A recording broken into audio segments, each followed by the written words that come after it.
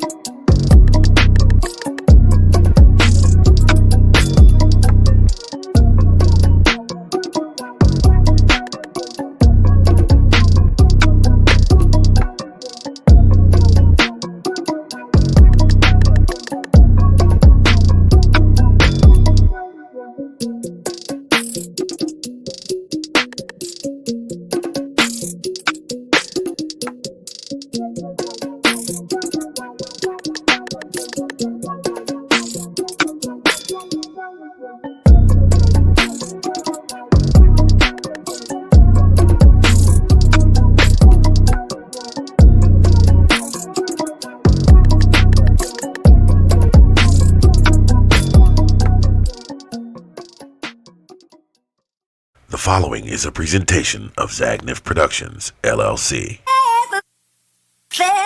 Are you listening? Damn.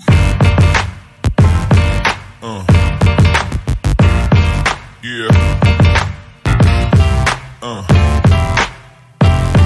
Yeah. Yeah.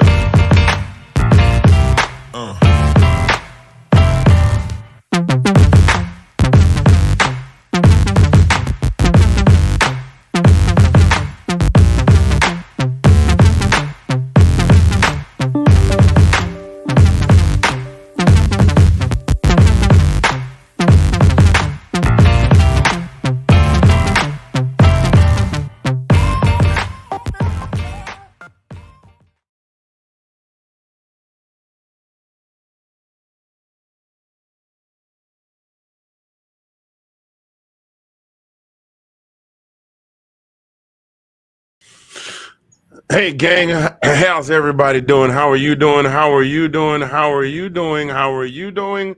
How are you doing? How are you doing? The theme song ended before I could post the link everywhere I wanted to post.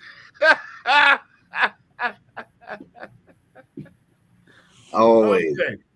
Always. Something. Like, it's always like once every third show, man. I go to hit the start button and the thing is like, So what you want me to do? we going live right now. That's what we're supposed to be doing. Yeah, that's exactly what happened today. Anyway, ladies and gentlemen, boys and girls, I hope you all have had an absolutely awesome day today. I want to thank you so much for tuning in this week to This Week in UGA Football. I am your guy, live from the 405, where the wind comes whipping down the plain all the way in the heart of Oklahoma City. Mr. Fingers from Zagnif Central Land, that guy right there. He is the brother from another, the sexy mother Hubbard, the ace of base in the place, in your face. I'm very happy to be here, but not very happy to be talking about what we're going to be talking about. But the trash is already emptied because we definitely put trash all over the field. No doubt. Absolutely. We put a lot of trash on the field. That is the guy, Colin P. from the DMV. How are you doing, my brother? Oh, I'm doing all right, man. Could be a little better, but how that goes. I mean, you could complain all you want, nobody's gonna listen, Somebody will listen, and they will be taking screenshots and keeping receipts. That's the thing now, is keeping receipts. They laminating them things nowadays. They just laminate them receipts right and left. They're doing like Coach Prime out in Colorado. Oh, I'm keeping receipts. I'm keeping receipts. What about you? What about me? Make you think that I care what you think. Because what I'm thinking, what you thinking, and I'm thinking, Colin, look at me. Do I look like I care? about what you think? Not at all. I can't see you. you got this. I'm the only brother. Look, listen. When crime say something gonna happen, it's gonna happen. I'm the only brother to be 8 toes down for you every day of the week. No doubt. No doubt. No doubt. Anyway, Hey, look at me. Look at me. What about me? Thanks. Well, I can't say it. I look that these ain't jokes. I'm just serious. Anyway, we gonna get right on into this thing, man. So what? The rumor has it there was a game on television last week on Saturday, and 2 very good teams played. And at the end of the day, one team had more points than the other, and unfortunately, it wasn't the team we wanted. No. To have the team. It wasn't the team we wanted to have the most points. After 29 games without a loss, to include 2 national championships and an SEC championship last year, the streak is over. Dogs now 29-1 in the last 30. Lost the SEC championship this past weekend to the Alabama Crimson Tide. The score of 24-27. I'm just gonna hand it to you, man. What do you think about the game? Before we get into all of the stuff, we're gonna analyze it. Yeah. But just what are your feelings on this, man? How you feeling? Other than the obvious, of course, but how are you feeling about it? No, I mean, it sucks. I mean, like to be 29 in a row, and actually. A lot about that game kind of looked odd to me. I mean, I'm not going to be the one to go. We'll get into it later, obviously, but I ain't going to get into one of the calls or any of that kind of stuff right now. But it just looked like, I don't know. I didn't see the fire. I mean, I kind of did, but I kind of didn't, see the fire. Obviously, we had some injuries, but the old adage and the old cliche, next man up, we tout that a lot. And, and for the most part, the players did well, but at the same point, and what got me is we scored first. You know what I'm saying? We didn't get that 7 points like we normally do. Now, was that a problem? Like, did we need that 7 points to play to our caliber? I mean, you know what I'm saying? And that's the first time we've actually scored first in a long time. And that's the first time we scored first all season, sir. Is it all season? I thought we scored first in another couple of games. I thought that whole giving up a score. No, you're right. I think it was. I'd have to go back and look, but it's been a minute. Oh yeah, I'm saying like week 2 or week 3. Yeah, you got to go all the way back to like Ball State. Right. And I don't know if that's what we needed, but I mean, we sure needed something. But I mean, it just wasn't there. Like I didn't see the team that we watched. I mean, of course, we had problems. Like struggled to games we shouldn't have struggled. We didn't beat people. Double digits all the time, and that kind of thing. But it just I don't know. I don't know if it's because of Brock being injured or McConkey or if those. I mean, I'm not going to be the one to say that that had a part of it. But I mean, obviously it had a part in it. But just don't know. I mean, got me swinging, dude. I have no idea. Like I really don't. I don't know. I mean, there's a lot of things I could say, but it would be probably viewed as complaining and like making excuses. But I mean, I'm a fan, so I mean, it's gonna obviously come off as bias. So I mean, I can say what I want to say, what I see, but it is what it is, man. It was a great run while we had it, and that 29 in a row. I mean, and 3 years in a row, undefeated. That ain't nothing to sneeze at. So I'm happy for our boys, and we're going to one of the big bowls anyway. So there ain't a whole lot to be upset about, but I mean, would have been nice if we could defend our title. That's all I'm going to say. Or those boys could go back and defend it, and to not make it with a one loss like that. Having 29 in a row and that one loss making you obviously kicking you out of the playoff is it hurts. What can I say? What about yourself? Me, to be completely honest, I'm going to say exactly what I said in the video that I posted over the weekend. I don't feel like we deserve to win that game the way that we played. We'll chop it up and break it down a little bit later, but I'm going to go ahead and make the general statement. Excuse me. We did not deserve to win that game. I will say that from this day until the day I last draw a breath. They said, "What do you think about that 2020? What about that time in 2023? Y'all was 29-1." Now, I want to make sure I clarify. I said some things, and some folks kind of said, "Hey, look, you did good, major accomplishments. You have a lot to be proud of as a fan." You are 100% correct when you say that, because it was just 2 years ago when we started doing this show. When we were doing just this week in the SEC, no, we won a national championship that year. That was the first year. That was the first year. But before, the year before we started this show was the COVID season, and it was a hot mess with JT Daniels getting hurt and all kinds of stuff going on. Stetson Bennett came in, and Stetson was kind of getting his legs up under him, and it was COVID season, and there was that COVID season. There was a whole lot of foolishness going on at that point. But they turned it around the following season, came in and had the most dominant defense the NCAA has seen in a very long time, which allowed the offense to just easily score at will. I mean, it's not hard to score at will when your defense is pinning other offenses so far back on the field that their punts are putting you on the 50-yard line. And their offense isn't on the field that often. And I mean, I'm saying, the 3 and outs are just phenomenal. You know what I mean? It's easy to do that. You're right. Absolutely. It's way easier to do that. So this was not that team. This team did not seem inspired when they took the field. No. I'll get more into it. I just don't think we deserved to. I don't think we deserved to win the game. And I got into a little bit of a discussion in one of the Facebook chats with CFB General Chat and CFP. I'm sorry. No, it was CFB. You're right. College Football General Chat. And I said the same thing. And somebody said Alabama was not the better team. I said Alabama was the better team. Now, the stats look a little different. The stats say different. We'll get into that later. Trust me, we're going to break this thing down. But Alabama was the better team on the field last week, period, point blank. And that's how I feel about it. They're still my dogs. I'm still proud of them. I'm still going to watch the Orange Bowl and cheer for them and root for them. But hey, I mean, what are you going to do?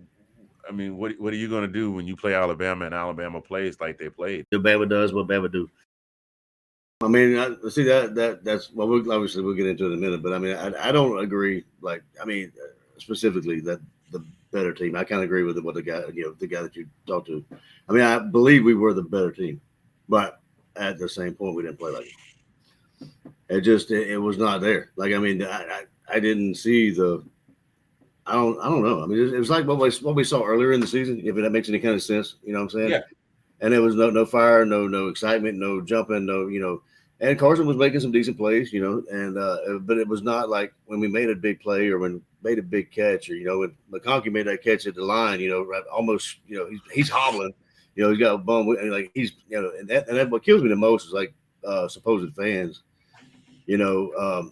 blaming. I mean, I saw somebody blame pull up Brock's stat sheet and said, "Hey, you can't show up on the night that we, the day that we actually need you." I'm like, bro, no, miss me with all that. The man's out there. All that. The man came back early to that fan, and that's what I told him. I mean, I laid it out. I was like, dude, number one, this dude has been playing his butt off, and looking at the yards after catch, he's bringing it down. His completion percentage is outrageous. He never hardly drops a ball, and for him to come out earlier than expected from surgery now. That's what I was getting ready to go with that. Yeah. To that fan, if you happen to catch this show right now, I'm just going to tell you, please have several seats. The man was not supposed to come back. Yeah. He wasn't supposed to come back until maybe the SEC championship game. Right. If that, they were hoping to let him rest until it was time to play in the CFP. He said, I can't sit on the sidelines. Right. When my guys are out there in the trenches. As soon as the doctor says it might be okay for you to get back, I'm going out there. And Ladd did the same thing. Those boys are out there playing hurt. I guarantee you the person that made that comment is the same person that called out sick because they got a hangnail. Yeah, he got blasted, bro. But I'm saying, then it turns into the conversation, well, why did they – I mean, it's like, why did they come back so soon? Wait a minute. Hold on. That's the perfect place. That's the perfect place for this right here. What did he say? Yeah, but it begs the question. I mean, it also You know, it provides the space where the question is like, you know, did they come back too soon? Like, I mean, how could we have let them rest more than you know, Kirby did? But at the same point, you got to look at their attitude, like you just mentioned, you know, with Brock, and you know, I'm sure it was the same with McConkey. They were chomping at the bit to get back, and you know, you could tell. I mean, during the game, I mean, like honestly, you could say that they probably didn't have any business being on that field the way they were looking. You know what I mean? But they were you know, playing through it. And that's the you know, the drive and the commitment they have to this team, which is, you know, obviously commendable. I mean, you don't even have to question it. I mean, I don't question it at all. Wouldn't have to. But you know, but that's yeah. But I mean, it sucks for them because I mean, it sucks for Brock especially because I mean, I know he wanted another one. You know, before he goes off to the NFL. But Oh yeah, that thing got blasted. I mean, he got blasted. He got 100%. Yeah, well, see, that's the thing about the internet is a place that has allowed a lot of people that normally would be told to shut up and sit down somewhere to say whatever they feel like saying without getting, I don't want to sound violent, but without getting punched in the face. Right, no consequence. And with no consequence, say what they want to say with no consequence, and then if people come at them, they can just hide and log off, and then they can go run tell Zuckerberg they're picking on me. Well, they go make they another need to be profile. suspended, right? And so, just you know what you really need to do. I mean, and not that anybody's going to do this, but seriously, if you have a take that you know is stupid, that you know is going to be incendiary, and you mean it, you're not just trolling, and you mean it. What you need to do is ask yourself, if I was in a crowded room full of people and I said this, what would they say? Oh, I told him to go say it to him. I said, go to Brock and say it to his face. To his face. Tell him. Complain to him. Yeah. Would you say that to Brock Bowers in his face? I guarantee you wouldn't. Then maybe you shouldn't say it on the internet. Sometimes just sit down and be quiet. But yeah, I mean, honestly, bro, I don't know what was going on with the team. I mean, I'll tell you, I've said, I've said all season, you've said it too. We hope that this kind of play does not bite them in the butt. Mm-hmm. Yeah. Because the wrong time to have it bite them in the butt is when? This past Saturday, or in a month for CFP, or in another couple of weeks after the CFP. Yeah. In a championship game. Wrong time to have it bite them in the butt. And when did it bite them in the butt? When they least needed it to bite them in the butt. Yeah. During the doggone conference championship game. Yeah, I mean, we honestly do. I mean, there were. It was beyond me how we had flashes of like we could have put this game out of reach for them, but we didn't capitalize on the big plays we had. And we had, you know, now like I said, you know, there was some questionable penalties on both sides. I'm gonna say that, you know, and that one, and I'm not gonna harp on this, but I mean that one incompletion that was ruled a completion. People are gonna say that it was reviewed. Like, did you see that Atlanta Journal-Constitution reporter asked the SEC if that play was reviewed? They said yes. I was like, that is the quickest review of a play I have ever seen in my life. Because I mean, there's no way that they reviewed that play. But then again, the onus could be, it's on Kirby. He could have challenged it. You know what I'm saying? Why didn't he challenge it then? You know, and why didn't? I mean, it was. I don't know. That's one of the big. Well, one of the questions I have against. Come on, brother. Though you know my philosophy on that, man. That one play did not make up for the other. Listen, I'm gonna. Now you have maintained all weekend that was a bogus play, and now in fairness, you did say accurately, if they had ruled it a no catch, they don't make the first down, we get the ball back, we have an opportunity to score. Coulda, woulda, shoulda, didn't know. Now I'm gonna ask you this. I'm gonna read something to you, and then I'm gonna come back and ask you a question.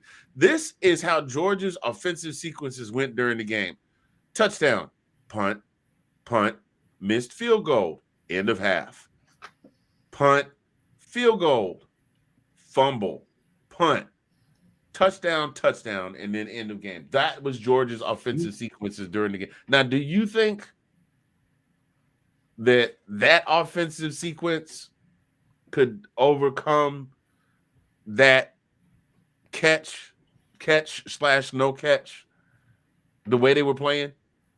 So I will say this. Now, I'm not trying to say that we would. Well, it would have come out differently, but Coulda, woulda, shoulda, did not happen. So therefore, it doesn't matter, right? We lost the game, whatever. But what you just said, what you just laid out there, there were things that caused those situations, right? I mean, and we shot ourselves with that, the missed field goal. We were all sides on that, so we backed up 5 yards, and then Woodring missed that field goal, and I'm not going to say that 5 yards mattered, but I mean, I'm not a kicker, I don't know, but I mean, that had a place. He shouldn't have missed field goal anyway, but to the punt. If you read me the opposite side. Read me Alabama's sequence. Alabama sequences. Okay. Yeah. Didn't you say touchdown? Punt, field goal, touchdown, punt, field goal, punt, touchdown. Now, end of game. Now, do you still have the same view? Absolutely, because when they needed, and this is why, when they needed to score, they did. They might not have beaten us black and blue, but when they needed to score, they did. When we needed to score, we did not. We did not rise to that occasion. Of course. It's like I put a short video out. Those of you that are just watching this one that missed a short video, I put a short video out that said the Dogs offense showed up late to the game like Lauryn Hill showing up to one of her concerts. Now, for those of you not in the know, Lauryn Hill was one of the members of the Fugees. If you've ever been to a karaoke bar anywhere and heard somebody singing a very bad rendition of Killing Me Softly with the hip hop beat, that's the song that they're probably most popular for. And then she put out a banging solo album that won all kind of Grammys. Then she went into seclusion for a very long while. Mm-hmm. And then she came back out a couple years ago and started doing concerts again. Lauryn Hill is late to every concert. She show up 2 hours, 3 hours late. Sometimes she doesn't show up at all after people have been at the concert venue, paid for the tickets, and have been in the concert venue for an hour or longer. Okay, so Georgia's offense showed up late to the game, like Lauryn Hill shows up to one of her concerts. No, I agree. I'll agree with you. I said that with my whole chest. Yeah, they couldn't score. At one point, they had a good drive going, and then there was a fumble with the miscommunication between Beck, Milton, and Edwards, and I mean, all of a sudden. I mean, I don't want to throw Bobo under the bus, but Mike Bobo had some good play calling close to the end of the season, and then all of a sudden. Now, how much of that? Now, to be fair, how much of that is on Bobo, and how much of that is on the team for failure to execute? There's some equal parts blame there. Now, and then on top of that, here's the thing that is most infuriating about this game for me. The stats were almost even. Mm-hmm. Time of possession, yards gained, turnovers, first downs, third down conversion. Georgia was 4 of 12. Bama was 3 of 13. They both were 2 of 2 on fourth down. The passing, now we did outpass them, but every time Carson Beck dropped back, he got Bo Nick's disease. He had happy feet all night because they were breathing down his neck before he could execute the second step of his 3-step drop. He couldn't get back in the pocket. Right. Meanwhile, even though Georgia did get to Jalen Milroe, at times he was in the pocket and looked like he had time to do the whole Cupid shuffle, the extended version. To the left, nobody open. To the right, nobody open. Now kick, turn around and throw a stick. Oh, there he is. Flip, boom. But see, all right. So now that you say that, let's get off the offense for a minute. Now you can't give up those big plays on defense. Like, I mean, even Milroe, he's got wheels. We know that. I mean, and we have spies. I mean, I'm sure. I mean, I saw several times we got 2 spies on that guy. But take away those long runs. He made plays when it mattered as well. Now I'm saying they made plays. Like he 100%. Took off and we couldn't stop him. Like honestly, we would have the angle on him. on the corner. You could see we had the angle on. We could not catch him before he turned the corner. Do you not remember our conversation from about 4 weeks ago when I said we're going to wind up playing Alabama in the SEC National Championship? Yeah. And the Honorable Nicholas X is watching and taking notes, and so is Miss Terry. They took notes. They watched. Nick watched when we played Auburn and Thorne ate us up. Nick watched when we played Missouri and Brady Cook and oh god, the boy's name just went right out the window. The running back when they ate us up, he watched. Schrader, thank you. The only running back, the only person that was looked at as a big threat this season that we managed to contain was Ray Davis. That was it. Yeah, of course. Yeah, but I'm saying like that's.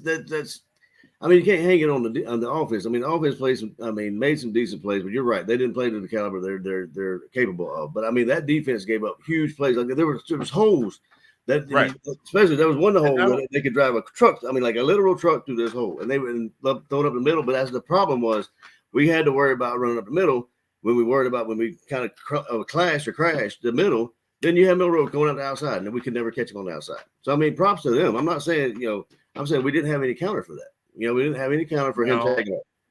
I will definitely say this: of the three units that were on the field, offense, defense, special teams, game ball, if they were giving out game balls to losing teams, would definitely go out to the defense. Why? I'm glad you asked. The defense at least kept the score close enough for us to make the game, for the score to be for it to be reachable. Yeah. If it were not for, because they would turn around on one, and that just drove me nuts. They were inconsistent.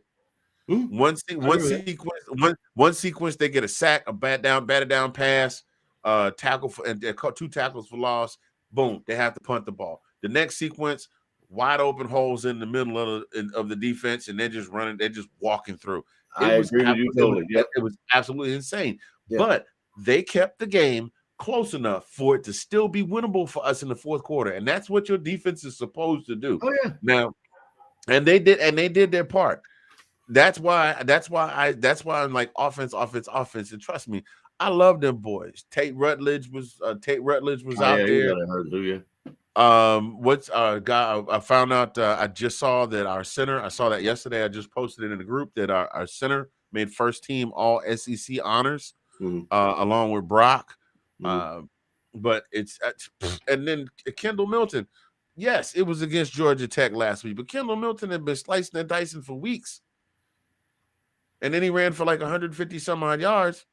Bama shut him down, held him to 42 yards. He still got a couple of touchdowns, but they held him to 42 yards. Well, see, the thing, and to your point there, it took us 4 times to get in the end zone. You know what I'm saying? It's like that goal line stand where they had that goal line stand where McConkey caught it on the 1 yard line or the half yard line. It took us 4 times to get in that end zone. You know what I mean? Yeah. And, so I mean, to get that in, to put that in a nutshell, listen, man, on paper, if you look at these stats and you look at the score and you didn't see the game and you didn't see any highlights, you go, oh, this was a pretty good game. No, it was not. No, because we all know that on paper means absolute squat. Yeah, absolutely. I mean, because well, I bet you honestly, hold on a second. I bet you were beside yourself when Woodring missed that field goal. I bet you were about to throw something because I was thinking about it. I was thinking about it. I kind of expected it. I bet you did. Because he was kind of doing it. You think about it, all the PATs he kicked after that first game, all the field goals he kicked under perfect conditions. You know what I mean? They rattled him. Well, yeah, but I mean, because the team right? That 5 yards. Hold on, that 5 yards, he would have made it if he didn't have that 5 yards. Right. But if wishes was fishes, we'd all be rich. Yeah.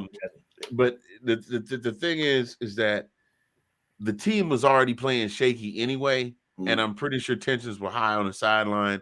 And now he's going out there, and coach is probably being coached. Although I had to give him props, I didn't see the get back guy didn't get a whole lot of work that night. No, I haven't seen him. To be honest with you, Now he's still there. He got to Yeah. do his job. But the thing is that he probably went out there nervous because Kirby was probably over the side, and the guys are probably cutting up and acting and you know. I mean, man, you played sports. You know how it is when Oh you yeah. losing. Everybody's in the mood, and he's going out there. And he's like, man, I got to get this. I got to kick this field goal. I can't let the team down. And he's probably still thinking about that. He will next Okay. season when he comes back. It's gonna take him a while to shake that. Yeah.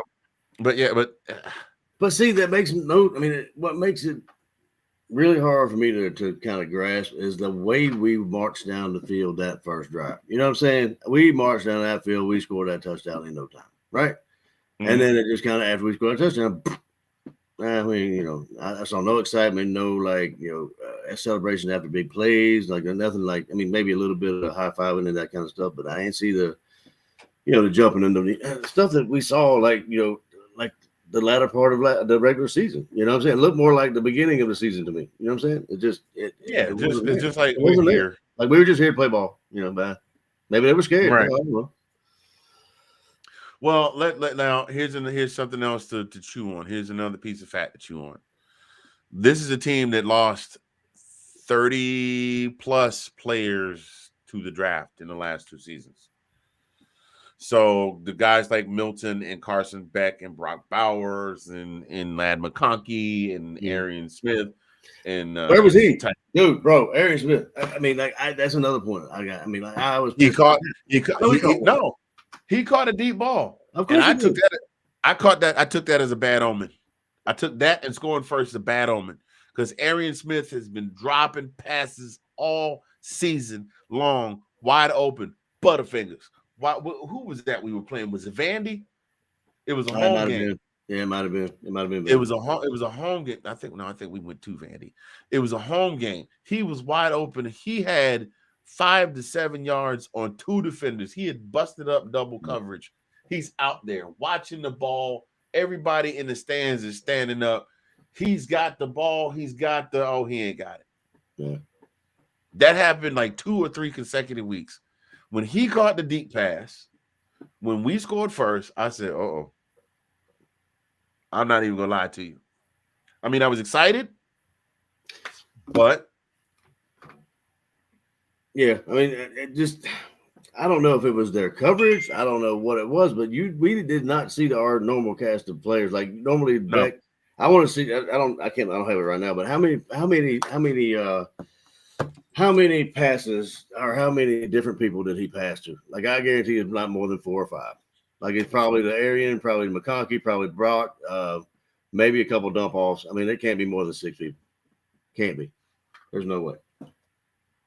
Actually, there were 2, 4, 6, 8, 10. 10 people caught passes. How many? A lot of them caught 1 pass apiece. Delp caught 1. Milton caught 1. Dejon caught 2. Makai caught 1. Dylan Bell caught 2. Lovett caught 2. Roseby Jackson and McConkey each had 3. Yeah. Brock had 5. Arian Smith had 1. Yeah, like I said, they had 3 apiece.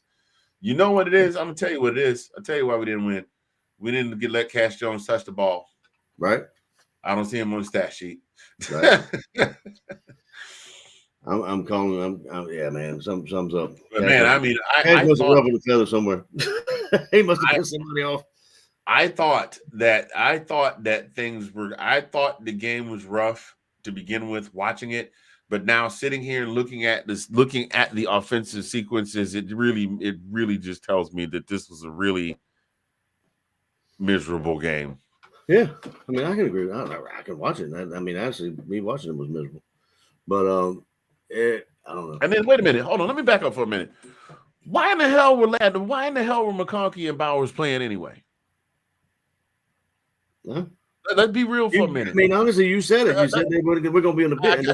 I get it. I know what I said.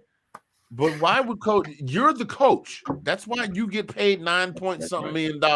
Kirby Smart. I have been a diehard trust the process guy when it comes to Kirby. Remember that the championship season, the first one, when the fans were all in the comment section on the Twitter, Facebook, everywhere, and I can just go in there and say, trust the process. The man took the team to a national championship with a quarterback who is now, I think is playing on a practice squad somewhere.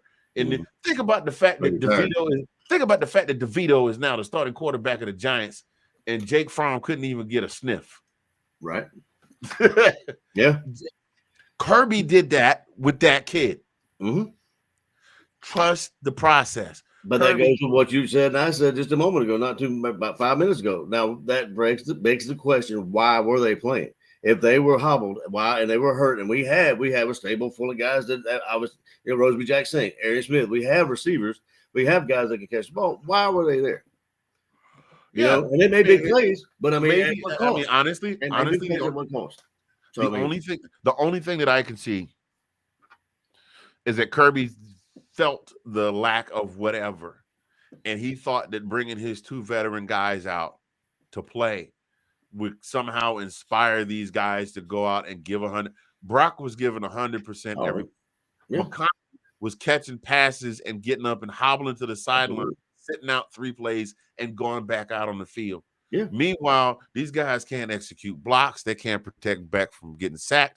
These guys can't. The defenders can't block. The defenders can't make.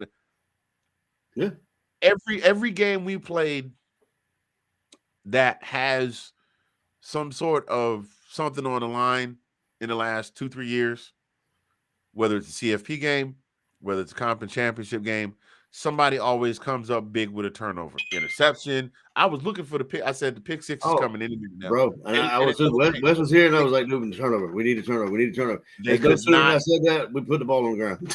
I said, "Not us, not them." Thank you, Jesus. So, why? I think Kirby felt it, and he said, "You know what? It fell flat. This team needs some inspiration." And even with those 2 guys out there playing, I'm sorry if my boys are out there playing hurt, I'm going harder so coach can sit them down.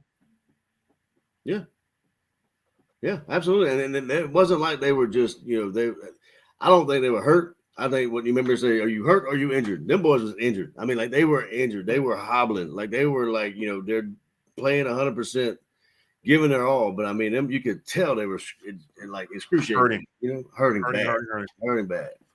But then again, like you said though, it just I don't agree with the team aspect. Like you said, I wouldn't characterize it such like that necessarily. I would say that we just didn't execute. Like it wasn't even like we didn't deserve to win. We did not deserve to win. Okay, I'm just going to say this again. Georgia did not deserve to win that game the way they played. Yeah. Alabama, if you watched that game and you thought that Alabama was not the better team that night, you are sorely mistaken. Yes, the stat sheets were close. Yes, Carson threw for more yards. Yes, our defense had more sacks than their defense did. But you know what happened? Somehow or another, Alabama managed to put more points on the board than we did. And if you're watching this show right now and going, but the catch that wasn't a catch, I put a video up 2.5-3 weeks ago that said there are 60 minutes in a football game. 60, not 7 seconds. That was a 7-second bang, bang play. The referees made a call. It didn't go our way. The lack of execution is what cost us that game. Putting the ball on the ground is what cost us that game. Not being able to stop their run game is what cost us that game. Not being able to stop their pass game is what cost us that game. You can't even blame it on Woodring. We scored once in the front end of the game and twice in the back end of the game, and not nary another time in the second or the third quarter. Mm-hmm. But it's the ref's fault because Bond made a catch that wasn't a catch, or it's Woodring's fault because he missed the field goal. You can miss me with all that bull jive. Yeah, but I mean, and I had to put a little shake on it. You can miss me with all that bull jive, Skip. I'm just saying. But yeah, I mean, I agree with you. Uncle Shay said, "Look, y'all can go ahead. All of y'all, all this talking y'all doing, y'all can Justin Timberlake and Cry Me a River because That I don't care what seed is going to be. I don't care about no seeds. Mustard seed, grapefruit seed, sunflower seed. Bama in too. That's what he said. Oh no, I got you. And then Pat McAfee told us to go to hell. So I mean, I told Georgia fans to go to hell. But anyways, but I mean, I agree with you. I'm saying like it should have never got to that point. It should have never got to a field goal to win the game or a touchdown could win the game. We should have made that game or made it unreachable for them. We started off hot, had the first touchdown. We should have kept it going. And it looked like they were playing not to lose again. You know what I'm saying? And we always, and it reminded me, it reminded me of the old team. You remember? You know, like last time we played Alabama, not the most two recent times or whatever. But I'm saying, like, back when we used to play scared, we used to play, like, conservatively. I mean, it reminded me of that kind of stuff. You know what I mean? And then it was pissing me off. I was like, where's the long ball? Where's the long ball? Turn him loose. You know what I'm saying? Let's try something different. This shit ain't working. Excuse me. This stuff ain't working. We as a program, Georgia has a history of having guys that have the ability to drop long passes. And you don't see it a lot. As a matter of fact, last year was the most we saw in long passes in a good while. Since maybe even got to go back to maybe to Aaron Murray. Yeah, but Kirby wasn't the coach then. But I mean, and it's not like Beck hasn't tried to throw some deep passes. But again, Arian Smith, there it is. But bro, it's not being called though. My point is not. I mean, I'm not saying throw it every down. I'm saying like we are notorious to run the rock. That's fine, all good. Run it, dump it off, whatever. But every now and then, every series or two, take a shot. You're not gonna. I mean, you're not gonna. You know what I'm saying? Hold that thought. Kirby Smart, coach. I have been a huge advocate of you, Coach Smart. Since you took over the program and seeing what you did in a very short time, the turnaround, been very supportive. The fans have been very supportive. The team has been very supportive, and we could not have been more thrilled winning not one. You thought we were thrilled winning the first championship. We were really thrilled winning the second championship and running the table this season. It is my understanding that the former offensive coordinator went to Baltimore to be the offensive coordinator of the Baltimore Ravens. So if you could kindly hop on a plane now, I just want to warn you, if you fly in Southwest, they don't make direct flights. They don't make direct flights into Baltimore. You're going to have to fly like to Los Angeles and then catch a connected flight because Southwest just roll like that. But if you could be so kind as to, that's not what I'm looking for. Hang on a second. I'm gonna give you a little something here, please. So if you could get on a plane and fly to One Winning Drive, Owens Mills, Maryland, 21117,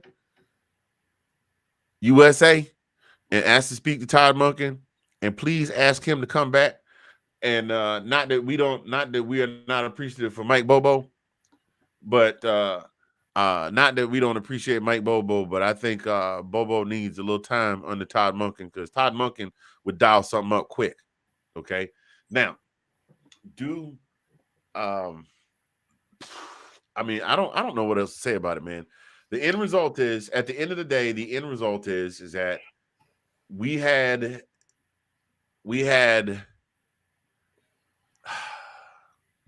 champagne expectations and gave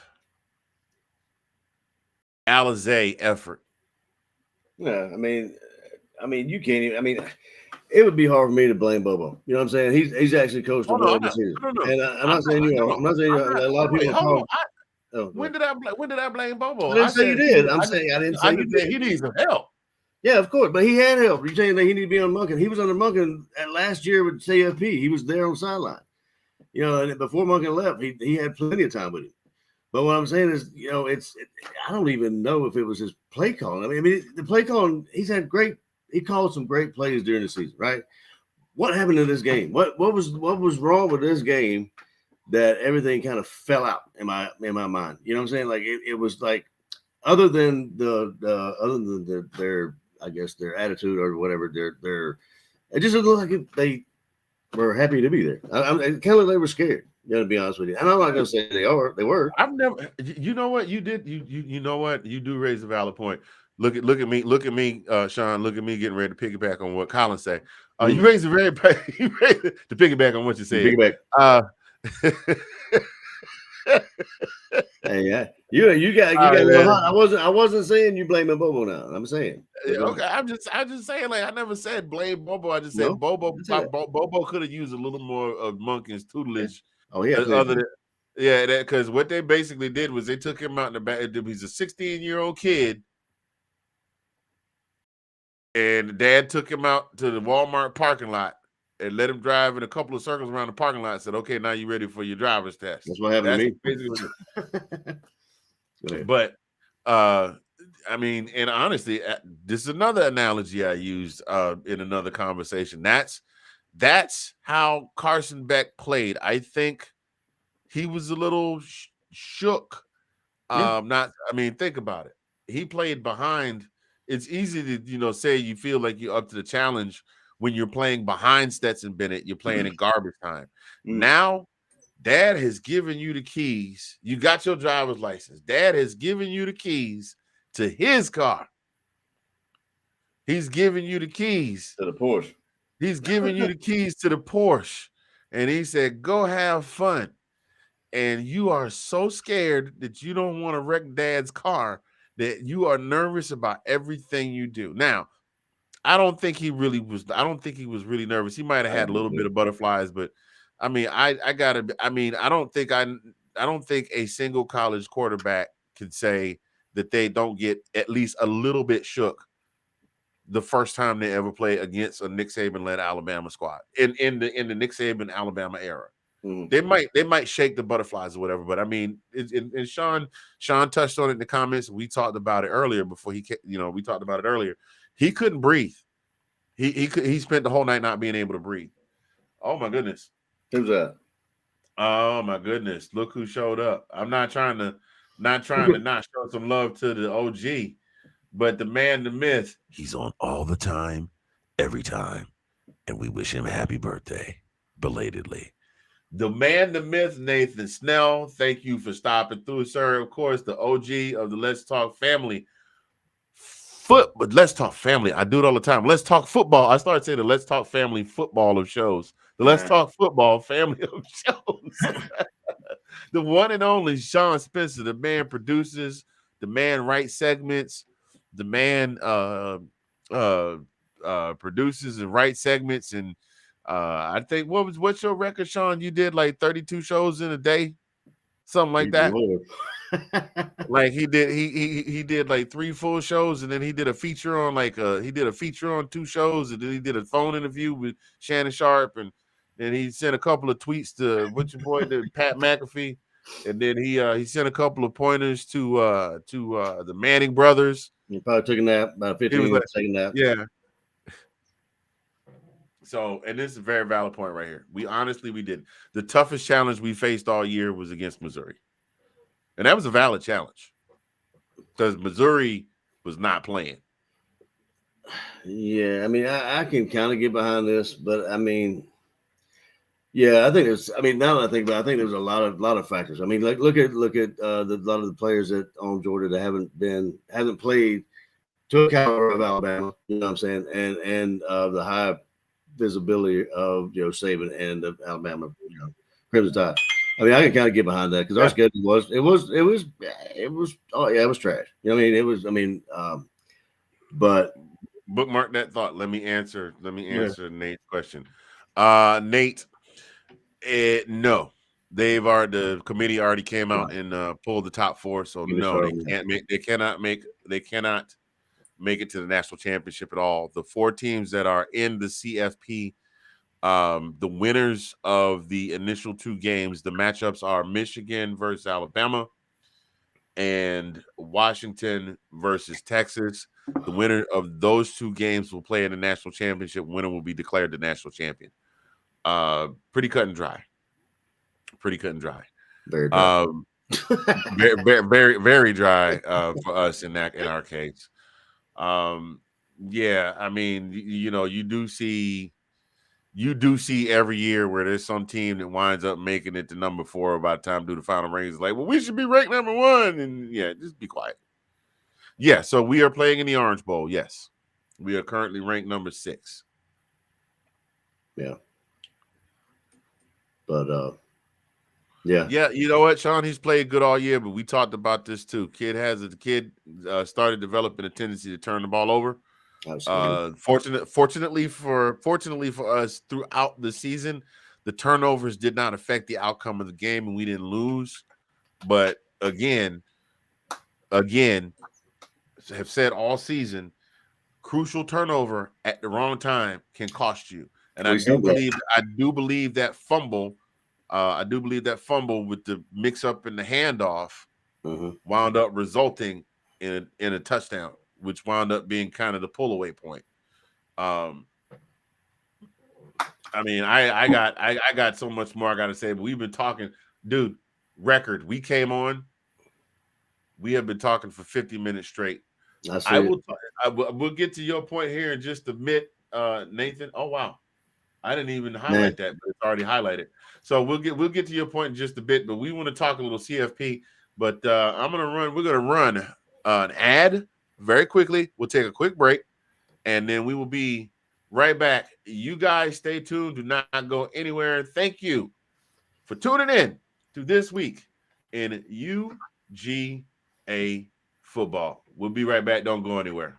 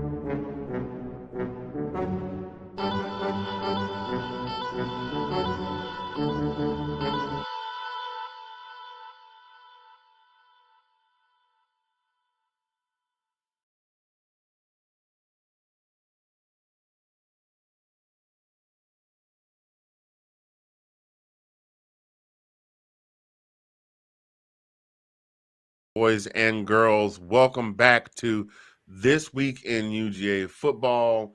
I am Mr. Fingers. That is Colin P. from the DMV, and we appreciate you tuning in. I guess the air horn decided that it just wanted to take a short break too. It's like, what about me? I don't get to take a break. Oh man, so we've talked ad nauseum about this game. Next up, we're in the Orange Bowl on December 30th against Florida State University, and what an interesting story that is, which makes for a great lead-in. Colin and I will have we'll do our in our next show. We'll talk about that, the matchups, the key matchups, what we need to do to not lose this one. What we need to do to not lose this one, man. How do you think they're feeling? How do you think they're feeling in Texas right now, man? Oh, they mad.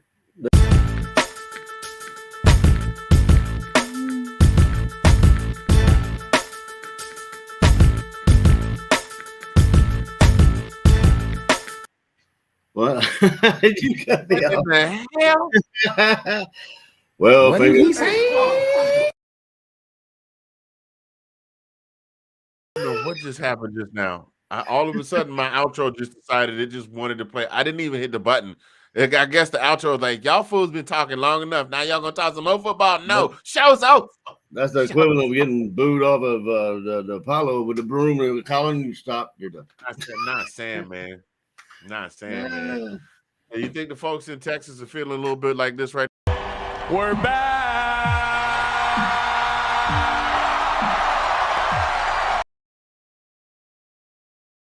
You gotta be mad. You gotta be mad. Man. I mean, Sam Ellinger's gotta be. You like, I remember when I used to play like that. No, you never really played like that. You stayed hurt a lot, but Texas remembers you. So, yeah, there we go. So, Florida State out, Alabama in. Thoughts? Got a lot of them.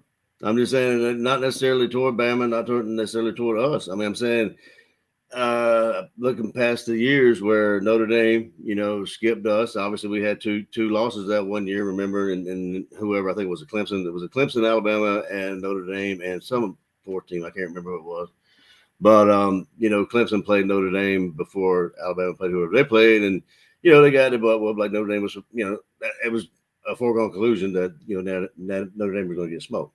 And then you look at that, and then you look at the TCU thing with with Georgia. Who could have picked that? I don't know. I mean, after what they did to Michigan, I didn't see that coming. But now I guess, and in my opinion, I think they were trying to avoid that this year because but then again, since their quarterback, what's FSU's quarterback's name? I can't remember. What at Texas, Quinn Ewers? No, FSU. One of the guy hurt. Rodemaker. Yeah. Rodemaker was the second string, and Travis Hunter was the first string. Travis Hunter. I'm talking about Travis Hunter. So Travis Hunter, he got hurt, and he's out. Obviously, and in my mind, that played a huge. I mean, I understand it's a business. I understand it's a moneymaker. I understand all this kind of stuff. But I mean, these boys, they did what they were asked to do. They ran the table. They won the conference championship. How are you going to leave them out? For just how much money are you going to make if you put Bama in and an SEC team? I felt like they we're not going to leave an SEC team out. We're not going to do that. Well, I did see a rather interesting story that popped up, and I believe you were the one that posted it. That said that little blurb that said that the college football playoff saved themselves $150 million in lost revenue by placing Bama in the CFP. Yeah. And if you listen, this is what it boils down to. The CFP can tell you that they're here for this and they're here for that, this, that, and the third. But if you are sitting there watching and thinking for 1 second that after what happened last year with TCU, that they weren't going, oh, hell no, their quarterback is out and their second string is probably not going to play. Nope, not going to do it because we're going to lose some money. Then you have not been watching the same brand of football that we have been watching. And I'm sorry, you've been watching the same football we've been watching, but you haven't been paying attention like we've been paying attention. There was a good movie that came out back in 1991. I believe the name of the movie was New Jack City. And Wesley Snipes very famously said, as you know, money talks and BS runs a marathon. So see you, wouldn't want to be you. And that's exactly what happened to FSU. They got rockabye, baby, like Keisha said. Rockabye, baby. That's exactly be it as it may. They get rolled. They deserve to be in it. I mean, honestly, they deserve. I mean, I don't care about how well. Jordan Travis. Huh? Jordan Travis. Okay. Yeah, him. But regardless, any given Saturday, Jordan Travis. Got you. I've been saying it all day, so I wouldn't get it wrong. And then, of course, Sean won't show up, and I mess it up anyway. Anyway, yeah. I mean, I disagree with it wholeheartedly. I mean, I can sound like a homer for Georgia. I'm not even necessarily rooting for them to be in, which I mean, it hurts like hell for be 29 games in a row win streak and then miss the SEC championship and not be put in because we got in without winning 2 years ago, my brother, if you remember correctly. Yes, we did. We did, but I damn it, I meant to look and see who else was in the running that year. Auburn, you had Auburn who had lost in the Auburn who had lost in the SEC championship, and I believe had a better record than Bama prior to the game. So I think they had equal records, but we got in. Auburn wound up sitting out. Nathan, I'm gonna answer this question real quick, and then we're gonna keep pushing. They want Michigan or Alabama to win a championship. Well, ratings equals revenue. I said that the other day. I think, Sean, on the show with you, ratings equals revenue. Ratings equals revenue. Say it with me slowly, class. Ratings equals revenue. And the bigger the ratings, the more the money that they're going to make off of They this. want Texas Bama rematch. That's exactly what they want. They want Texas Bama rematch. I'm with you 100%. And I know Because Michigan throws a wrench in there and they blow everybody. I'm a Michigan fan. because I think what they're hoping for is that Michigan loses, and that throws the monkey wrench in that, so they don't have to go through the farce of the. I mean, they're still going to do the investigation, but at least they don't have to make them vacate a championship, because they'll do that. They'll do that 6 years from now. Yeah. What did they do? Didn't they wait till Reggie Bush was out of the league to take his Heisman trophy? Dude, he was in the NFL like a couple of years ago, and then they took it from him. Right. Let me answer this one here. Will Arch transfer to Mississippi State? I think the Mississippi State. Ooh, I don't know. I think somebody else is. I think there's another quarterback that's headed that way already. There in talks with. I think if anything, he'll wind up at Ole Miss, because that's where granddad and uncle and Lord have mercy, Uncle Eli went to school. Keep that in the family there. Nathan. Nate. So anyway, getting back to what we were talking about, CFP. It's hard for me to not believe. I mean, let's be real, man. The credibility of the CFP, I get why they did it. I understand why they did it, because it's still a business. Yeah. But you still got a fine line you got to walk between making a profit and remaining credible. Well, yeah, there's ethics involved. Good. The theory here is fear of SEC blowback if they get left out of the CFP. Of the Power 5 conferences, which one has the big money? Mm-hmm. The biggest money? Who got the longest dollars? The Southeastern Conference. Mm-hmm. Greg Sankey is very IDGAF. Mm-hmm. He will get up, walk from the table. We've heard, we've seen the stories thrown about the SEC breaking off and forming and just doing their own thing. Mm-hmm. And I think that's the theory, anyways, that the committee was afraid they leave the SEC out, and the last year, the 4-team CFP, SEC takes its ball and says, well, we're going over here, because they got a contract with I think their contract ABC. Yeah, they moved who is part of the ESPN, who is owned by who? Disney. Mm-hmm. And which now makes sense to me why they let all those people go, because they were making room, and they were making room in the expenses so that they could, in the salary expenses, so they could put a couple extra dollars in the coffer to give to the Southeastern Conference. Yeah. And another thing I thought of, and this, I mean, it wouldn't surprise me one bit. Maybe this is same as last hurrah. You know what I'm saying? And maybe they want to put him in there and give him a good shot. Give him a good send off. I mean, like I said, that's I mean, I know it's bullshit, but I'm saying, come on, man. Nah, man, miss me with that bull jive too, Skip. I'm just saying, don't make me do Shay twice in the show. Miss me with that bull jive, man. Saban has already won a boatload of championships.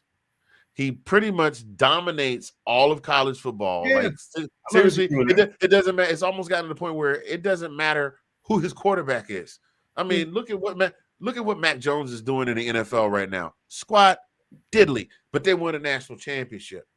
Okay, what was the boy's name? God, was it AJ McCarron? Didn't he win a national championship? Man, I don't know. I think he did. Hey, OG, that's your 9 times out of 10 they're to win the national championship. I mean, they got plenty of them. I understand that. But I'm saying these things happen, bro. Yeah, but I'm saying he's already won championship after championship after championship. SEC Coach of the Year. He's won Matter of fact, he's won a national championship with 2 SEC teams, and you get what I'm saying. And I'm not saying that he is not deserving of the accolades that come his way. But No, what I am saying. So hold on, What it makes it sound like Kevin Hart. It's like the guy lifting weights. It's like, dude, you won. What are you doing? What are you still doing here? You know what I'm saying? I'm not saying Yeah, that. right. You won. You got all of them. You got What are all you of them. still You doing? got all of them. Why are you here? So he can he can do a little shuffle off the Buffalo, off the stage, and with the loss, it ain't no big thing because Alabama is still going to send. I mean, if they don't already have a statue, they will. Of course. No, I'm not saying anything bad like that toward him or whatever I'm saying. But I mean, do you not have questions from going from 8 to 4? Oh, 100%. By beating us. 8-4. I wouldn't have jumped that far, but again, everything, and that's the thing I think is the most messed up about it. That's the thing I think is the most messed up about the CFP is that it's at their discretion, and if they I think my point is, if what they really say is true, and if it's all about having the 4 best teams, then throw all that bull jive out the window that they were talking about. Is like we want the teams with the best records, and we want the teams that have won their conference championships. Because Bama was in the national championship with us and didn't even play in the conference championship. All I'm saying is be consistent. Be consistent with it. It's not been consistent. Levels of consistency, some type of consistency. Because all year long they said, I mean, as it was getting to the end of the season, they were saying, well, if we get the undefeated conference champions, they're pretty much in. If we get undefeated conference champions, they're pretty much in. Florida State did everything they were supposed to do all year long, and then and won their game was at home celebrating. Oh yeah. All they were doing was sitting there waiting for the announcement so they could start celebrating. And then come to find out, Texas and Alabama got in. Now Texas. Props to Texas. Texas definitely did an outstanding job this year. And they did. I mean, they won their game in convincing fashion. I was at a watch party for the Big 12 championship, and you could tell who the OSU fans were because they were real quiet. They were like cheering for yeah, we got a first down. It was literally at the end of the game, they got a first down, and the dude stood up and yelled "Orange," and somebody over on the other side said "Power," and I was like, "Really? That's what we doing now?" Can't take him to get him like Kevin Hart said. I don't think you're supposed to say that. The winner get to say that. Y'all don't say that. Y'all don't get to say that. But yeah. But Alabama, if you wanted the 4 best teams, then just say that. Don't even throw out there that if you win your conference champion, and at least that way you understand what I'm saying. Yeah, and I've been saying I've been saying for a while that prerequisite should be winning your conference, regardless if we win or don't win. Well, that's what it should be. You should win your conference in order to go. You know what I'm saying? That's what it's going to wind up being next year. And if you don't listen, there's gonna be if y'all don't think that even the teams know that how they select these teams is a whole bunch of baloney, go and look at some of the schedules that some of these teams have next season. Oh yeah, Georgia does not have as many cupcakes on their schedule next year. Right. They got Texas, they got Bama. I forgot who else. They got one other one. Clemson at the beginning of the season. They got Texas and they got Bama. Mm-hmm. Why would they schedule Clemson, Texas, and Bama, Anthony? Well, because now there's no divisions, and you got to have the best top 2 records in the conference to even play in the conference championship. Right. Exactly. There will be no East and West. It's going to be everybody. It's going to be the top 2. So, I mean, that's going to be a huge difference maker right there. Absolutely. Head-to-head matchups matter. Okay. Well, I mean, still, it should be Georgia should be in 4th then. So it should be Alabama, Texas, Alabama, and Georgia. If they wanted it to be like they were saying, then it should have gone exactly like we thought it was going to go. It should have been Michigan and Washington, not in no particular order. Michigan, Washington, Florida State, Texas. Exactly.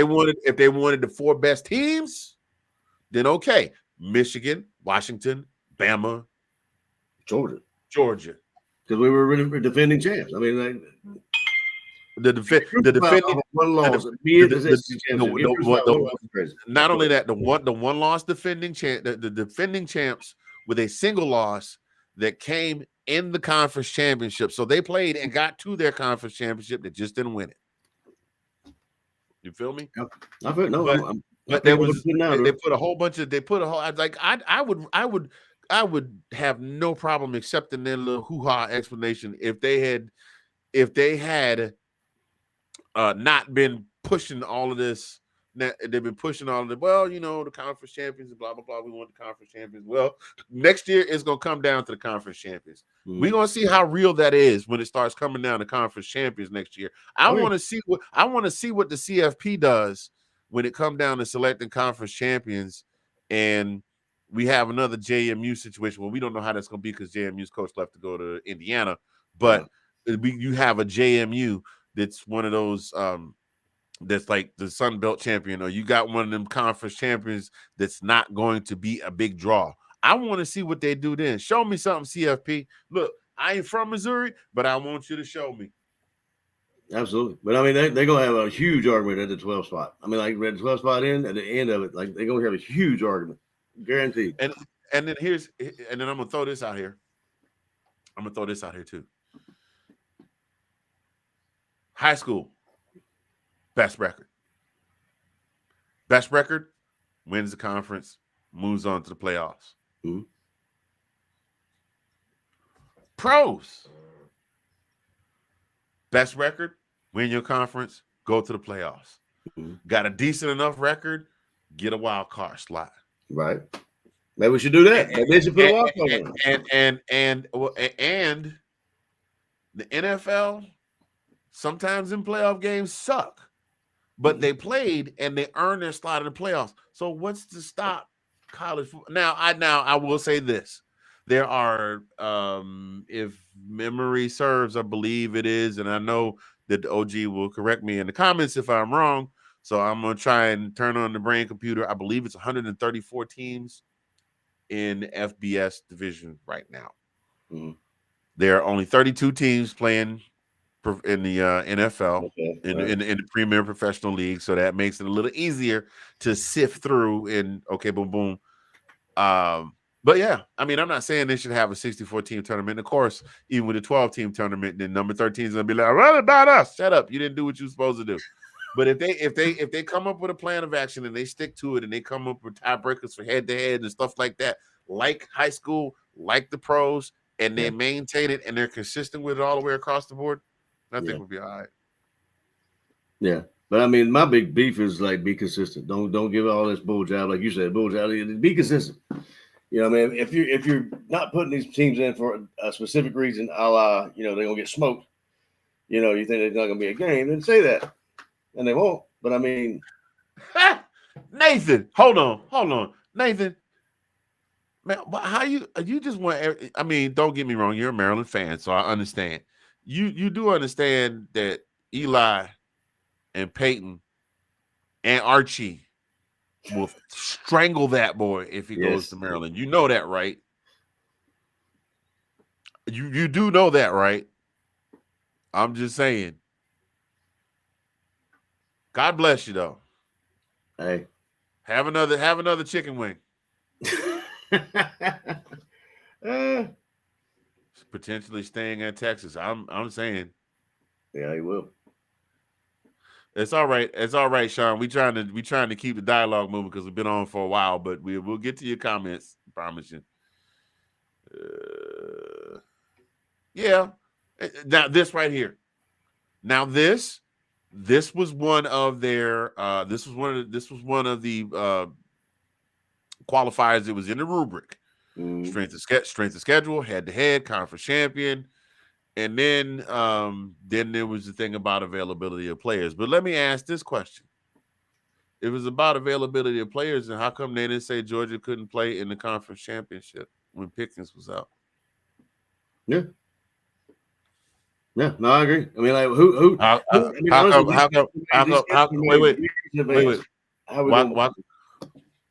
Why come they didn't tell TCU, oh, Dad, we found out your quarterback had open heart surgery a year ago. Y'all can't play in the CFP. I mean, it seems to me Why like did it tell Alabama? Oh, your receiver Jamison Williams is hurt, and he's one of your star players. Y'all can't play in the CFP. Yeah. Anybody from the CFP committee, not that they're gonna see this podcast, I'm more than willing to answer. I'm more than willing to get an answer to these questions. I'm just saying. So now this year, in the last year of the 4-team CFP, all of a sudden now we don't want Yugos and Edsels. We only want Porsches and Ferraris because we don't want to lose 100. I get it. Yeah. I get it. Money. It's a great OJ song. I get it. It's all about the Benjamins. I understand it. But take that. Now you have, and I mean, you know what? You know why they did it? I'm gonna tell you why they did it, because they knew they were gonna do it. People were gonna act fake outraged. It's the folks of FSU fans, they are for real outraged with good reason, because they feel like they did everything they need to do. The rest of the country is gonna act fake outraged. And then come August, everybody's gonna be like, man, I miss college football. And college football is gonna come back on and they're gonna be like, yay, college football. And somebody else is gonna say, I thought you hated college football because of CFP. And they're gonna be like, you shut up, college football. Hey, oh. You know what I'm saying? It's gonna be right back there again. For sure. Because they know they can do whatever, and people will be right there. Mm-hmm. Good points all here in the comments. Appreciate you, gentlemen, for hanging out, dropping comments. And this right here, truer words never spoken. Sean, we talked about, I've talked about, you've talked about, Colin has talked about the evolution of Spencer Rattler. Mm-hmm. Spencer grew up, but he didn't have the pieces around him to be great. Right. Jalen Milroe got benched. When that's almost a death sentence when you play for Nick Saban. That might mean you don't even get in the league. Jalen Milroe said, "That's all right. I'm gonna be back." He was like Scarface. That's okay. I'll be back. Call in the morning. Right. That boy went back and worked hard. Nick put him back out there. He's coach. Give me a chance. I'll never let you down again. And boy, he showed out the rest of the season. Yeah. And we've been talking.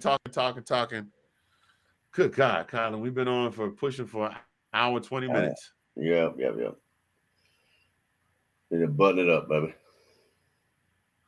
Uh-oh. He want to come in? Hang on a second. Let me do something. I got it. I'll shoot him the thing. Hang tight, OG.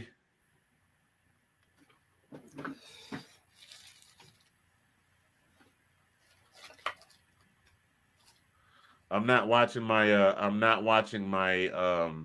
messenger feed, so I'm sorry that I just saw that. He'll probably pop on here in just a second. In the meantime, while we're working all of this out, we do appreciate you guys tuning in. We really do, and being a part of the commentary. And I'm sure we'll have a lot of commentary on the different feeds that we are. On it. Didn't I send him the thing? Okay, he got it. Here comes. I sent you the link, bro. Let's go.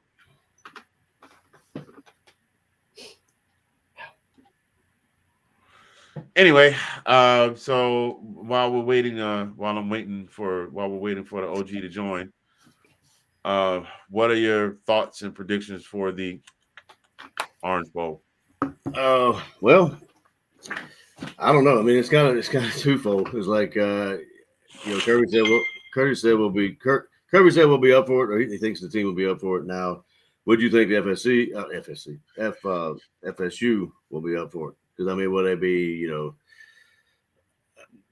opposite? I mean, when they got shut out of the CFP, would that hinder them and just completely deflate them? Where they won't even go? I mean, I've seen things that not that it's serious, but I mean, like they not even going to the game. I mean, I don't think that'll ever happen, but I mean, it's those kinds of things that hurt. You know what I mean? I mean, it just kind of takes the wind out of themselves. Do they want to play? Will they even just? I think we're going to blow them out of the water, to be honest with you. But I'm just worried about them want to be there. So okay, yeah, I don't. You know what? To be completely honest, never can tell. Kirby has a way of being able to motivate his guys to do great things, and I think they're gonna. You know what? I don't know. I can't tell. It's 2023. Things are evolving as far as college football is concerned. So I guess we're just gonna have to wait and see because we've got 3 weeks between about 3.5 weeks between now and then. It's kind of funny though. It's kind of funny though. They put us against FSU, but didn't put them in the playoffs. You know what I mean? Right. Right. Consolation prize. It's like, yeah, they're playing number one team in the country for the last 2 years, and you're gonna, you're gonna play them, but you're not gonna play PFP. We hamstrung you, but we're gonna give you a little something. But bookmark that thought because we have a guest in the building, ladies and gentlemen, boys and girls.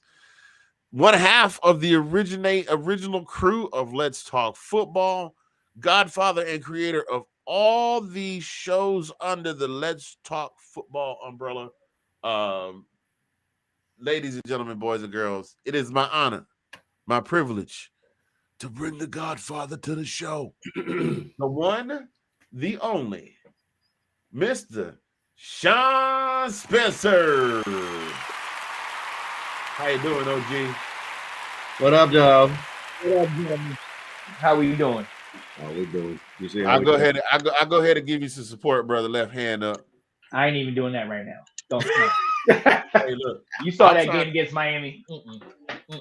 I'm still trying to show you some love, dog. You was telling me rise up when we was like 1-78. So I'm trying to show some love back. Hey, I got a shot. I know how y'all feel about it, but they got a shot. That's right. Last week, number one in the worst conference ain't a bad thing. Number one. We've been there. Number one. No matter the FSC and NFC South sucks, we're still there. So what's cracking with man? Man. Oh, wait a minute. Hold on. Wait a minute. He pulled did you pull an Andre 3 stacks on us? Like, yo, I got something to say, like the South. Can I get in real quick? You about to break out a flute and start. You about to break out a flute and start playing Three Blind Mice. You know, it's funny. I listened to that. I listened to the first 2 tracks of that today. It's interesting. It'll take you about 3 hours to listen to it. It was. Yeah. Is that your way of saying? Is that your way of saying it's trash? I love Andre. I'm a huge Andre 3K 3000 fan. But you hesitated. It's hard. It's hard to listen to. Because it's not bad, but it's just like instrumentals, and then it's what's crazy about it. I know we're getting off a little bit, but we know like after a certain time he stopped smoking, he stopped drinking. But when you listen to that, it makes you think about somebody that just took a couple tokes and he's like, here, let me put this little part in, let me put this little flute in there, and it's like, ooh. But I'm still gonna support my guy. I still downloaded it. I'm still gonna. I'll maybe go to sleep. Right. I don't put a couple of those in the middle of that. Yeah, right. I put a couple dollars in his pocket, but that don't mean I'm gonna listen to it, man. There's plenty of dudes mixtapes that I took when I was hosting karaoke, and I would play it between songs, and I'd be like, "Oh, that's what we're doing now." Okay, I gave my man $10. I gave my man $10 for it. That don't mean I gotta bump it, but I did my part to contribute. Right. Listen. Is it better than or worse than Ice JJ Fish? That's all I need to know. I think it's better. Damn, you had to think. You had to think about that. No, because I'm so used to what he produced. Like I know those songs. Like I love ATM. Elevators is my favorite song of all time. So I have been all about Andre 3 Stacks.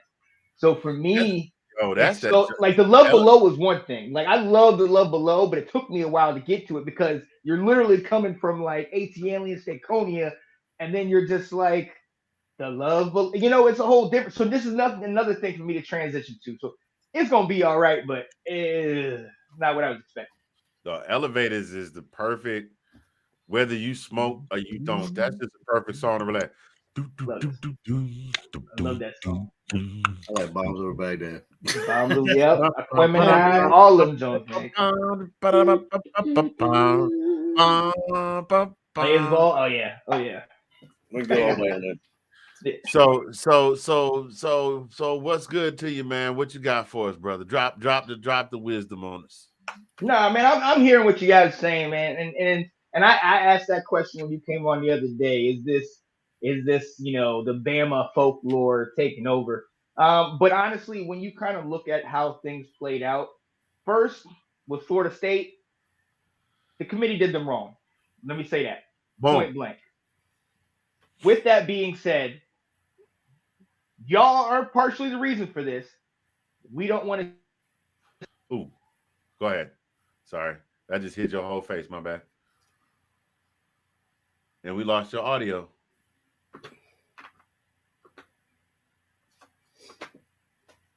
Can you hear you? I can't hear you. He's waiting. He's rebooting. Good. Yep. Now you're good.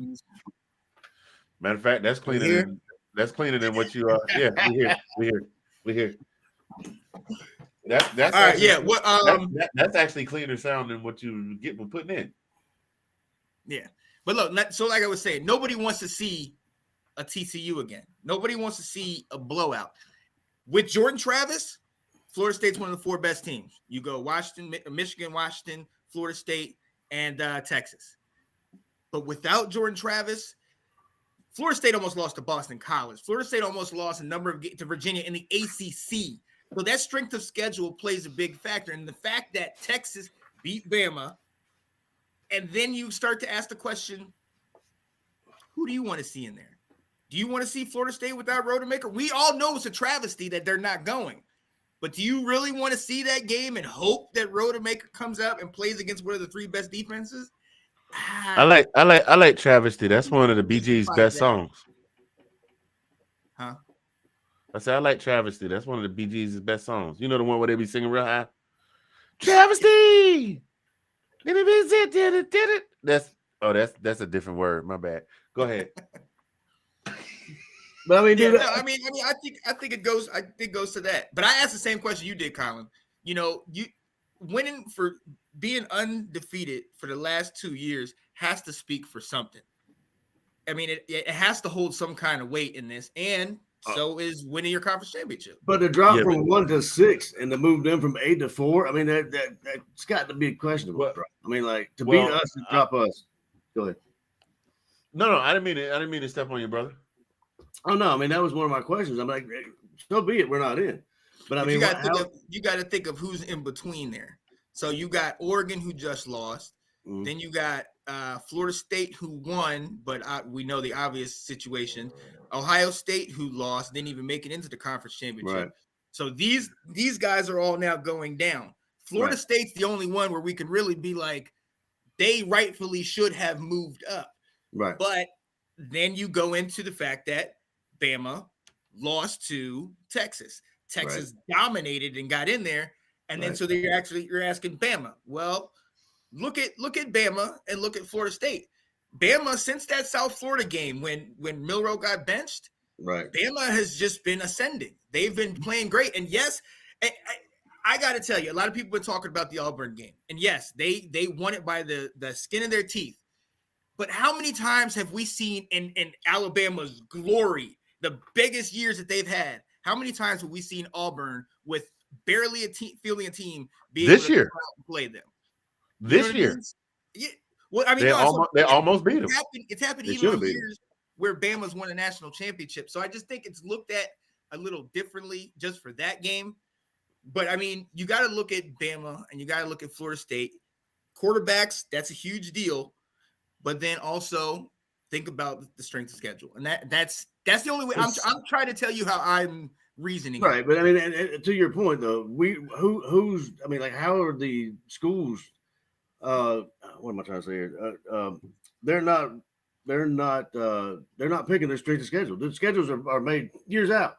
We're not responsible for who we play. We play who's on our schedule. We're not. I mean, that's if we're 55 or 5th. I mean, it's not up to the school. I mean, because I mean.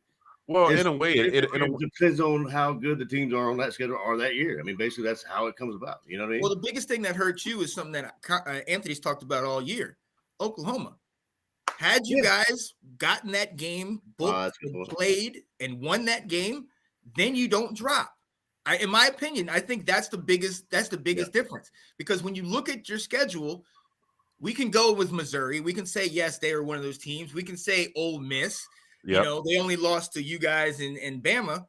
But who else can we really look at on the schedule and be like, oh, that's a good point, because SEC, it's not your fault. It's not Missouri, your fault, but that's how they judge it, is what I'm saying. Yeah. It's because that's everybody. Like, you look at Michigan. Michigan's the same thing. Who has Michigan played all year long?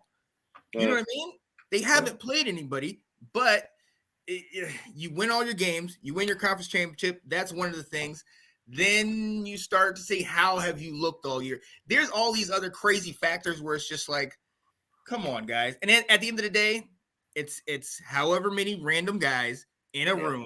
But I'm saying, like, all these crazy stipulations, how many of them are actually being looked at? Yes. You know what I'm saying? They aren't. I mean, it's a popularity. I mean, for the most part, it seems like.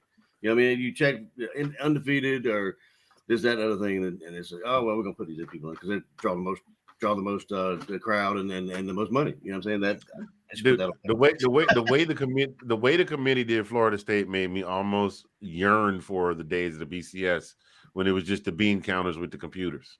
Yeah. Now they got it wrong too from time to time, and that's why everybody we need this, and then they go to this. Look, we all hope the 12-team tournament's going to be the answer. I think but as long as you got people like this making the decisions somewhere, they're gonna flub it up. That's well, but that's the thing. It's like I said, man. If they take it and make it a true playoff, like I said, where the only thing that matters is records and head-to-head. Eye test, throw all the rest of that out the window. I've said it.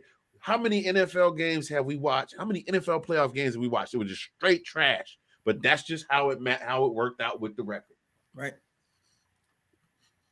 Yeah. I mean, if memory serves, I know this isn't a pro football show, but if memory serves, the year the Giants beat the Patriots, they got in as a wild card, if I'm not mistaken. Mm-hmm. And that wild card game was some straight booty. Didn't they have a losing record too? They had a losing record. No, they were 9-7 or something like that. But right, it was. And the difference between the NFL and college is there is nobody making that decision. If you get right, that's all I'm saying. Right. Set it up. These are the rules. That's it. The only committee you got is a rules committee if they need to make adjustments. Like now, here's the other thing though. And the difference in the NFL and college, boosters. Boosters have a huge control. We saw with Auburn how they didn't like Harsin, they got him out of there. We've seen Jimbo got ousted. The boosters have a big play in a lot of this stuff that goes on. And sometimes they're the ones who are pushing for X, Y, and Z. Let's let it this way. Let's get it that way so that we can continue to get the media deals, continue to get in here and get all into the natty. You guys know firsthand, you know how Bama's schedule has been for years. You know how many times you wait until like week 7 before Bama even plays a team that you can dress against them that actually is decent. You know because it's been either like one team in the East and one team them in the West, like LSU or Bama. One team in each conference. I mean, is the winner. Like, I mean, it's what people got on you guys for this year. You know, who have they played? And it's not your fault, but I agree with you. Yeah.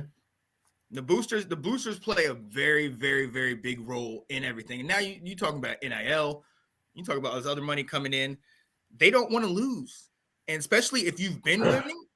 Those you can't tell me those boosters at Florida State and those boosters at Bama and all those schools aren't saying, oh, we're not winning. Okay, we need to buy X, Y, and Z to get them on her, and you're not buying now because of NIL, but I mean it's just so much extra stuff that comes in and people sliding money to other people, conferences. It's craziness.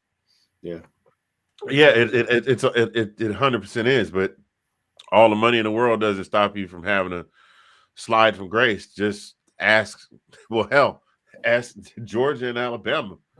Georgia went from Vince Dooley to In the Toilet, and it was some years before they brought Rick in.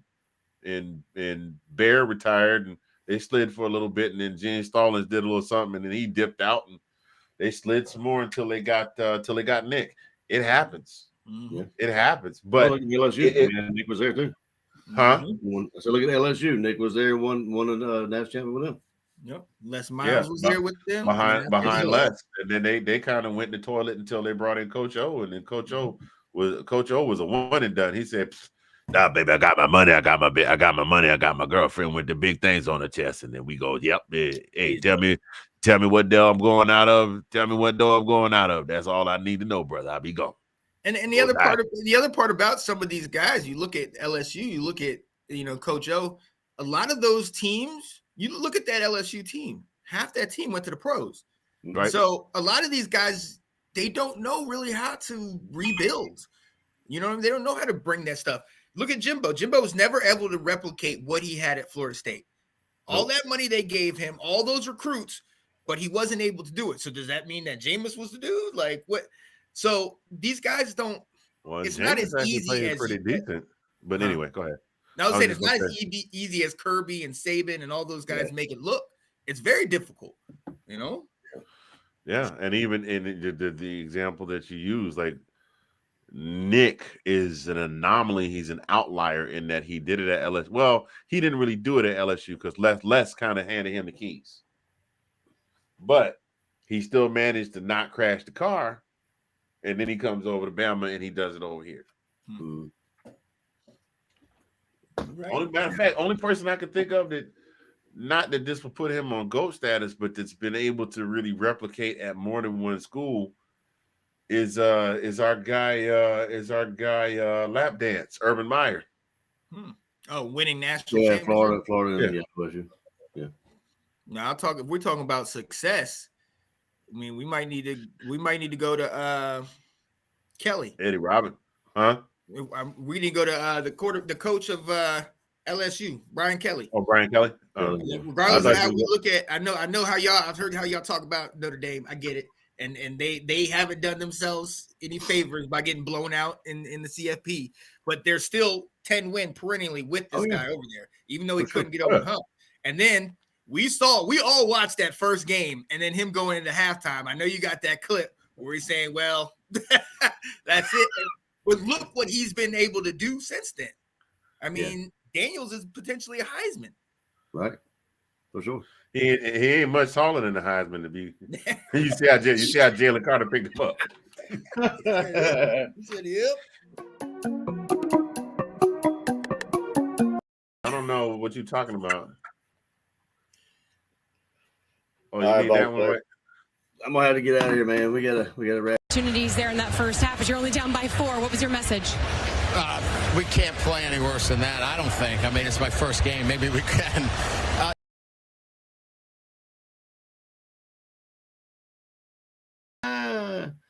Yo, that is the college football equivalent of the kid at McDonald's going, "Sorry, I don't know how to ring you up. I'm new. It's my first day." Yeah, we could get you the shake machine is broken, but you made a shake for lunch. Oh, I wasn't supposed to tell you that. I'm sorry, I'm new. Anyway, that's exactly what that was right there. So anyway, listen, Sean, why don't you listen real quick? We're gonna run through the 2-minute warning because we ran real long tonight, and then we'll get on up out of here. So we'll just get right into it. I'm not gonna play that. You know what? I'm gonna do it. I'm gonna do it. We're gonna go ahead and we're gonna do it right.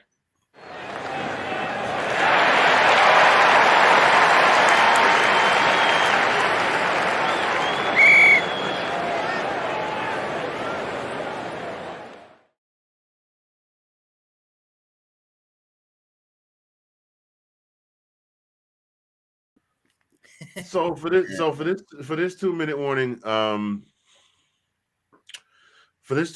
I kind of just want to keep along the same vein of what we've been talking about. What are you guys looking forward to most about this bowl season? And Sean, as our guest, we'll go to you first. I love this time of the year. You know that when I first met you, I love this time of the year because there's so many teams that you're never gonna see all throughout the season that you'll finally see right now. My Liberty Flames, like 2 hours south, and here undefeated, man, getting to play Oregon. I'm so excited to see that and see if they bring their guys in. JMU, they got eligible. They were able to get in one. I'm excited to see all of these different games. New Mexico State, all these different teams that you might not see, because for the most part, they'll probably have their guys playing. So I love that.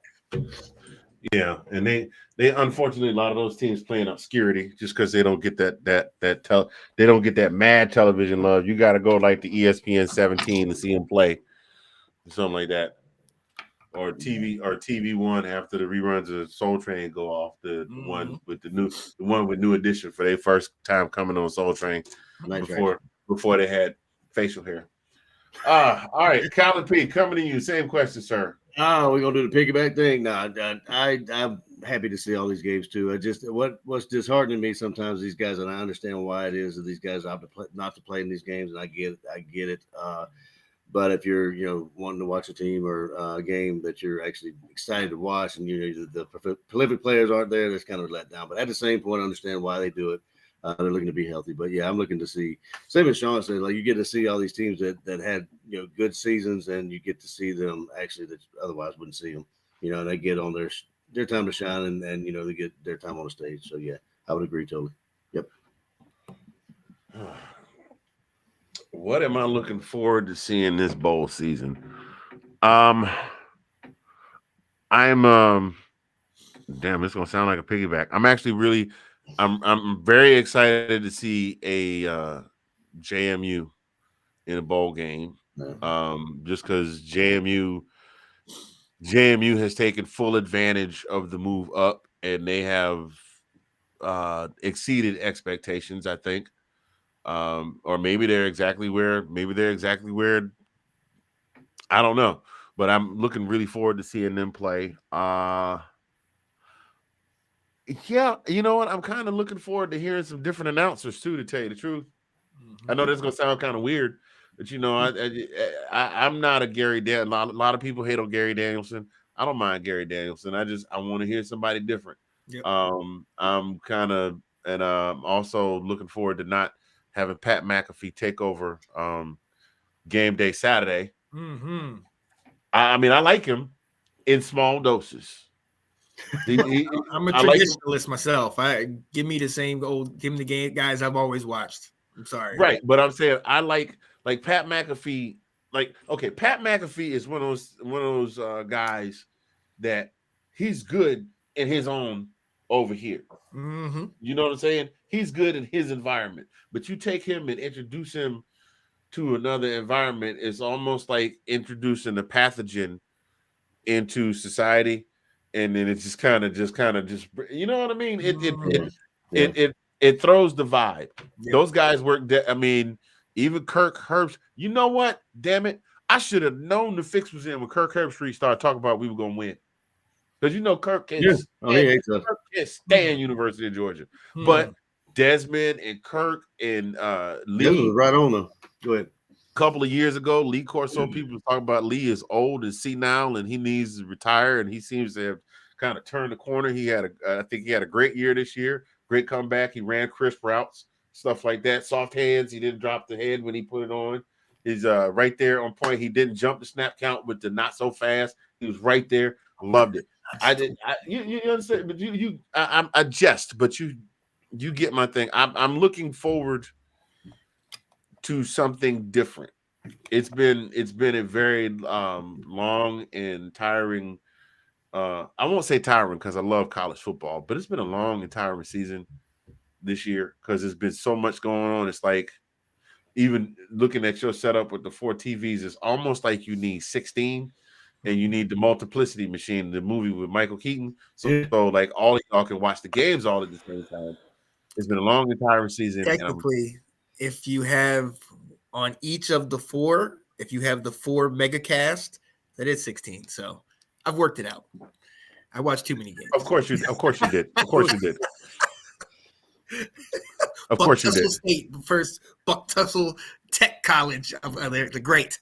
Yo, I dropped Buck Tussle State in a chat on Messenger, And like 8 people sent back just giant laugh emojis. It's like, where the hell is Buck Tussle stand? It's like, I made it up. It's an original. It's like, yo, can I use that? Go ahead, bro. I don't own a copyright. No, I remember first time I dropped that on you, and you about to spit your drink out. Anyway, just looking forward to something different. It's just, I can watch a football game on Wednesday if I want. I'm not tied to not being tied to my Saturday. Not having my whole Saturday tied up, because I love watching it. I love watching college football, but I get up in the morning, I put on Big Game Sat. I put on the ESPN show, College Game Day, and then there's that, and then I'm almost never not in front of the TV, or don't have the game on the radio in the car while I'm running errands. I'm looking forward to yeah. Well, Plus that, I'm looking forward to seeing if Georgia can make this happen against Florida State.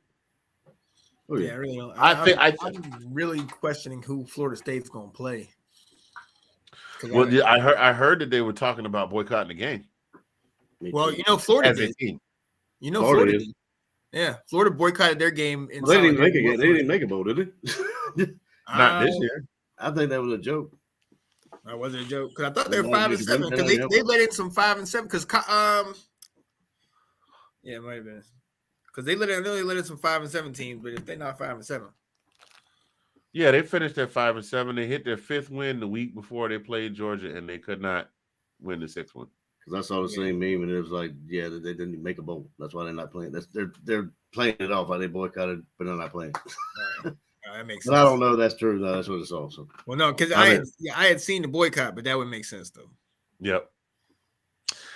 So I mean, if any team ever had 100% reason to go, no, we're not playing in this game. It's all. I mean, I'm actually surprised JMU took the game. I thought they would take a hard stance and go, no, y'all didn't want to give us the game. Y'all didn't want to even let us play in the bowl game. But now, because you ain't got enough teams, now look who needs somebody to come play. Yeah, that eligibility is no joke, coming up from FCS to FBS. Yeah, true that. Well, listen, let's go ahead and call this with a wrap, because we sitting here talking, and I for a second I was like, did I sign off already? Ladies and gentlemen, we appreciate you joining us for this week's edition of This Week in UGA Football. It has been an extra long show because we had a lot to say, and we still didn't really say all of it. I mean, we honestly could do a whole college game day on it, but that's, we got jobs and responsibilities and stuff like that. And this man down here in the bottom, he got like 18 jobs. He part Jamaican. So we appreciate you guys tuning in. We will see you all next week. We'll have more stuff, developments leading into the game and all that good stuff. In the meantime, between time, we will catch y'all next Monday. And Sean, you can throw in your Tar Heels if you want to. But Colin and I, go Dogs. Tar Heels. Hey. All right, gentlemen. See you guys. Thank you.